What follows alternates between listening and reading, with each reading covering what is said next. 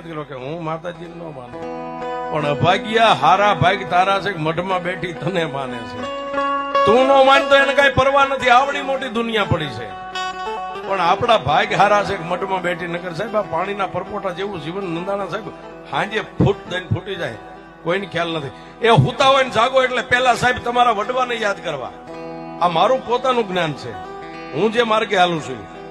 સુઈને તમે હવારે જાગો ને આંખ ખુલે ને મજવાળું દેખાય એટલે પેલા આપણા પૂર્વજો વડવાને યાદ કરવા, પછી મઢમાં બેઠી એને યાદ કરવી. અને એને એટલું કેવું કે એમાં ધન ઘડી મારા વડવાને ધડ ઘડી તને કે ત્યાં આજનો દી મને દેખાડ્યો. નકર ઘણા સાહેબ હુતેલા હોડમાં હુઈ રહેશે, નથી જગાતું સાહેબ.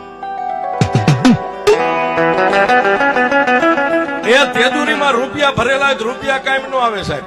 બાજુમાં પોતાની પત્ની હુતી કે એક બાજુ દીકરા હોય કોઈ હોડી તાણીને ઉભા ન કરે. પણ સાહેબ અહો ભાગ્ય વડવાના અને એક મઠમાં બેઠેલી. અને સાહેબ એમાં હિન્દુના દીકરા તો બે માના દીકરા હોય. હો હા, હું કાયમ કહું છું સ્ટેજ ઉપર, હિન્દુના દીકરા ને બે માં હોય છે.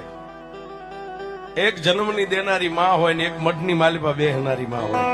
અને અમે તો સાહેબ નંદાણા સાહેબ સાથી ઠોકીને કહી છીએ, જન્મની દેનારી માના ચરણ ને કદાચ દીવું કે નામ કરી લ્યો ને તો એમાં મઠમાં બેહનારી એ ટૂંકી પડે. ઈ માં છે સાહેબ, જન્મની દેનારી માં છે.